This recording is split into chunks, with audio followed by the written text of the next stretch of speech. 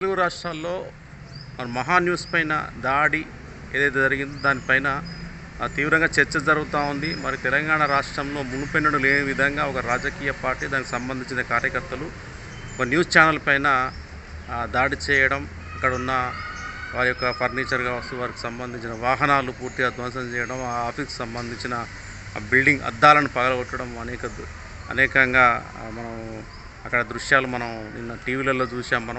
అయితే ఈ అంశం మీద బాగా చర్చ జరుగుతూ ఉంది. అన్ని రాజకీయ పార్టీలు, అదేవిధంగా మీడియా ఛానళ్ళ మేనేజ్మెంట్ కూడా దీనిపైన మాట్లాడుతూ ఉంది. దీనిపైన తీన్మార్ మల్లల్ లాంటి వ్యక్తులు కూడా విశ్లేషణ చేయడం జరిగింది. మొత్తం మీద ఈ మధ్యకాలంలో మీడియా ఛానళ్ళు కొంత అత్యుత్సాహం ప్రదర్శిస్తూ మరి అనేక అంశాలు, అంటే రాజకీయ పార్టీలకు సంబంధించిన అనేక వ్యవహారాలను ఈ ఛానళ్ళు మాట్లాడడం, ముఖ్యంగా బీఆర్ఎస్ నాయకులు ఫోన్ ట్యాపింగ్కి సంబంధించి ఆరోపణలు ఎదుర్కొంటున్నారు. దీనిపైన మన తెలంగాణ రాష్ట్ర ప్రభుత్వం ఏదైందో సిట్ దర్యాప్తు జరుగుతూ ఉంది. కేటీఆర్ పైన అనేక ఆరోపణలు, కేటీఆర్ ఫోన్ ట్యాపింగ్ చేశాడని చెప్పేసి హీరోయిన్స్, సెలబ్రిటీస్, అదేవిధంగా వ్యాపారులు, రాజకీయ నాయకులు, ఇట్లా మనకు వార్తా కథనాలు వస్తూ ఉన్నాయి. మనకు మరి ఏబిఎన్కి సంబంధించిన రాధాకృష్ణ కూడా మరి ఆయన ఫోన్ కూడా ట్యాప్ చేసినట్టు మనం కథనాలు చూస్తూ ఉన్నాం. కొండా విశ్వేశ్వర రెడ్డి వీళ్ళు కూడా తమ ఫోన్ ట్యాపింగ్ జరిగిందని చెప్పేసి ఈటెల రాజేందర్ కూడా ఈ మధ్యకాలంలో ఆయన కూడా తన ఫోన్ ట్యాపింగ్ చేశారని బీఆర్ఎస్ గవర్నమెంట్ ఉన్నప్పుడు అనేక మంది ఫోన్లు ట్యాప్ చేసి వారి యొక్క ప్రైవేట్ సంభాషణ విన్నారని చెప్పేసి కూడా ఆరోపణలు చేస్తూ ఉన్నారు.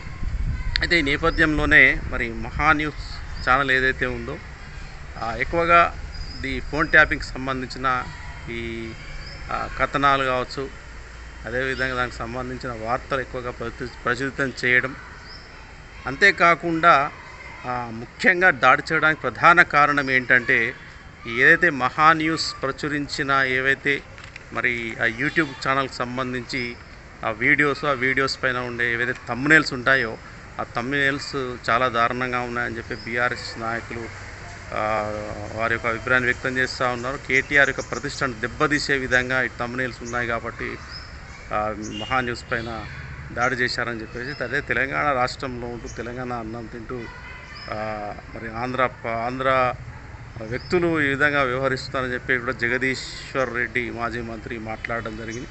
మనం ఒకసారి చూస్తే వీళ్ళు థంబ్నెయిల్స్ ఎట్లా పెట్టారంటే కేటీఆర్కి సంబంధించి ఫోన్ ట్యాపింగ్కి సంబంధించి ఒకసారి నేను చదువుతాను. ఒక థంబ్నెయిల్ వచ్చేసి కేటీఆర్ కోసం ఆ హీరోయిన్ వచ్చింది, కేటీఆర్ కోసం ఆ హీరోయిన్ వచ్చింది అని ఒక థంబ్నెయిల్ పెట్టడం జరిగింది. మరో థంబ్నెయిల్ చూద్దాం మనం. ఫోన్ ట్యాపింగ్లో యాంకర్ విన్నారు, అక్కడకు రమ్మన్నారు, ఇదొక థంబ్నెయిల్. ఇంకో థంబ్నెయిల్ వచ్చేసి రాత్రికి రాకపోతే హీరోయిన్స్, మోడల్స్ కాల్ రికార్డింగ్స్ బయట పెట్టి అనేది ఒక థంబ్నెయిల్. ఇంకో థంబ్నెయిల్ వచ్చేసి నా దగ్గరకు రాకపోతే ఆడియో లీక్ చేస్తా, ఎక్కడికి రావాలో మా వాళ్ళు చెబుతారు, ఇదొక థంబ్నెయిల్. కేసీఆర్ కుంపలో ట్యాపింగ్ కుంపటి. మొత్తం ఈ పూర్తి థంబ్నెయిల్స్ ఏవైతే ఉన్నాయో దాదాపు చాలా థంబ్నెయిల్స్, వీడియోస్, వీటిపైన కూడా కేటీఆర్ బొమ్మలు వేయడం, ఇట్లా కేటీఆర్ను బీఆర్ఎస్ పార్టీని దెబ్బతీసే విధంగా మరి మహా న్యూస్ ఛానల్ మేనేజ్మెంట్ కావచ్చు, మరి మహా న్యూస్ వంశీ వీళ్ళంతా కావాలనే ఒక దురుద్దేశపూర్వకంగా ఇదంతా చేశారని చెప్పేసి కూడా బీఆర్ఎస్ నాయకులు భావిస్తున్నారు. అందుకనే దాడి చేశారని చెప్పేసి కూడా వార్తా కథనాలు వస్తూ ఉన్నాయి. సరే, ఇక్కడ చర్చించాల్సిన అంశం ఏంటంటే ఒక రాజకీయ పార్టీ కావచ్చు, రాజకీయ పార్టీలోని వ్యక్తులు కావచ్చు, ఎవరైనా సరే ఏ తప్పు చేసినప్పటికీ కూడా ఇక్కడ దర్యాప్తు సంస్థలు ఉంటాయి, వాళ్ళు దర్యాప్తు చేస్తారు వాళ్ళ పద్ధతి ప్రకారం. అదేవిధంగా న్యాయస్థానాలు ఉంటాయి, న్యాయస్థానాలు కూడా వారికి అందిన ఆధారాలు, సాక్ష్యాలు ఏవైతే మరి ఫోన్ ట్యాపింగ్ అంటున్నా దానికి సంబంధించిన ఆడియో, ఇట్లా అన్నిటిని సేకరించి న్యాయస్థానాలు దాని మీద పూర్తిగా విచారించి మరి దీని మీద ఆరోపణలు ఏవైతే ఎదుర్కొంటున్నారో నిజంగా తప్పు చేసినట్లయితే మరి న్యాయస్థానాలు తప్పకుండా వాళ్ళకి శిక్షను విధించే అవకాశం ఉంటుంది. అవంతా లీగల్ ప్రొసీజర్ అదంతా.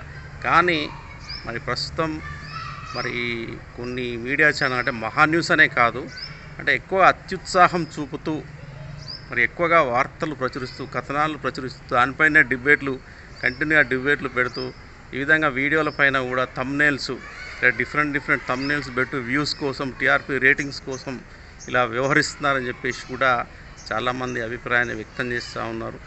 అదేవిధంగా మరి బీఆర్ఎస్ మాజీ మంత్రి జగదీశ్వర్ రెడ్డి కూడా ఆయన మాట్లాడుతూ చాలా ఆగ్రహాన్ని, ఆవేశాన్ని వ్యక్తం చేయడం జరిగింది.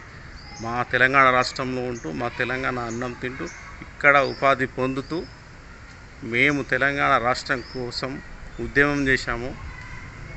మరి మమ్మల్నే కేటీఆర్, కేసీఆర్ లాంటి వ్యక్తుల యొక్క మనోభావాలను దెబ్బతీసే విధంగా, అంటే కేసీఆర్ పార్టీని దెబ్బతీసే విధంగా, కేసీఆర్ మనోభావాలను దెబ్బతీసే విధంగా వ్యవహరించడం చాలా తప్పని, జర్నలిజం విలువలను కాపాడాలని చెప్పేసి, కలం ఉన్నదని చెప్పేసి టీవీ ఛానల్ని అని చెప్పి ఇష్టం వచ్చినట్టు ప్రసారం చేయడం తప్పని చెప్పేసి కూడా ఆయన వార్నింగ్ ఇవ్వడం జరిగింది. మేము తలుచుకుంటే ఇంకా చేస్తాము, ఏమైనా చేస్తామని చెప్పేసి కూడా ఆయన మాట్లాడడం జరిగింది.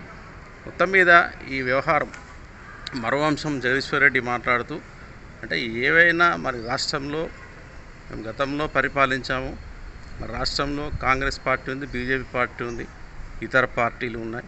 విమర్శించాలంటే వాళ్ళు విమర్శిస్తారు, ప్రశ్నిస్తారు. కానీ మరి ఈ విధంగా మహాన్యూస్ సంస్థ ఏదైతే ఉందో అత్యుత్సాహం కనబరుస్తూ మరి అడ్డగోలుగా మరి కథనాలు ప్రసారం చేస్తూ మమ్మల్ని అభాసుపాలు చేయడం అనేది కరెక్ట్ కాదు. రాజకీయ పార్టీలు ఉంటాయి, వాళ్ళు మమ్మల్ని విమర్శిస్తారు, కావాలంటే వాళ్ళు రాజకీయ పోరాటం చేస్తారు మా పైన. మధ్యలో మీరేంటి, మీ జర్నలిజం వాల్యూస్ ఏంటి అని చెప్పేసి కూడా ఆయన ప్రశ్నించడం జరిగింది. మరి ఈ అంశం ఎంతవరకు వెళ్తుంది, మరి ఈ వ్యవహారం ఇంకా ఎలా ఉండబోతుంది అనేది మరి వేచి చూడాలి.